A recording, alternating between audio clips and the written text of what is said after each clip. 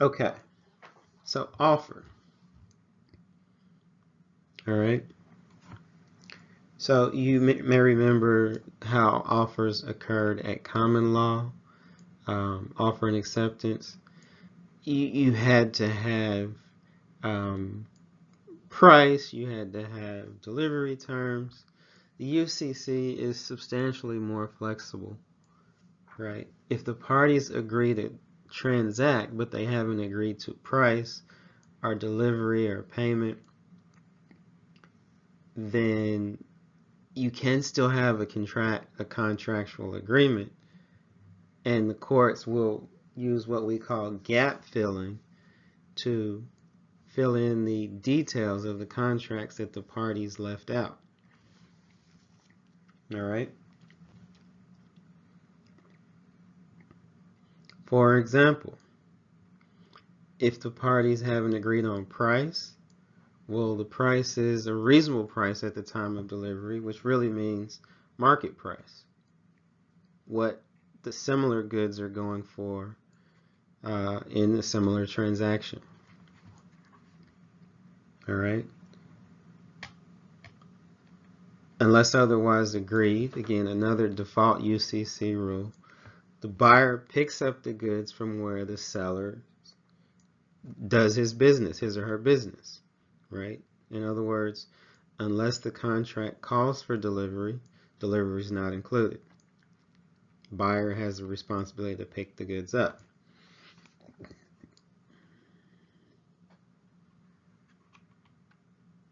The one thing that courts will not read into a contract under the UCC is quantity, how much of something.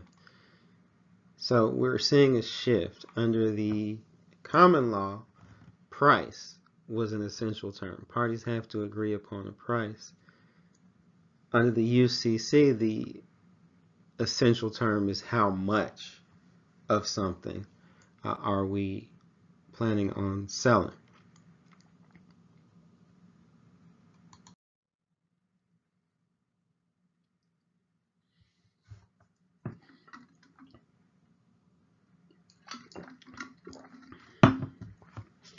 So merchant's firm offer, and you may recall from chapter 10 the option contract, which was a separate contract to hold an offer open for an existing period of time. Well, the merchant's firm offer that means is a party who primarily uh, sells the types of goods that are in the contract. In other words, if you're buying produce from a farmer, the farmer is a merchant. All right. If you're buying a car from a car dealer, the car dealer is a merchant. Now, if you're buying uh,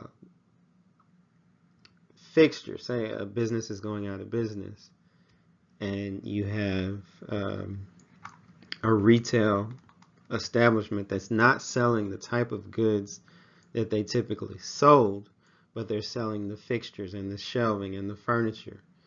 Well, in that case, that party would not be a merchant for that transaction because the goods being sold were not of that merchant's specialty. All right. So when you hold yourself out as an expert in the sale of a particular type of good, you are a merchant. All right. When a merchant agrees in writing to sell goods, it's irrevocable for a reasonable amount of time. All right. That's the merchant's firm offer. Reasonable may vary depending upon different market conditions and the type of goods being sold. It would be shorter for perishable goods like produce, and it might be longer for hard lines, like furniture and fixtures. All right. Under the UCC, you can accept with action. All right. Prompt shipment of conforming or non-conforming goods. All right. If non-conforming goods are shipped, you have both an acceptance and a breach of contract at the same time. All right? And the buyer can accept those goods or reject them. Or they can accept the non-conforming goods or they can reject them.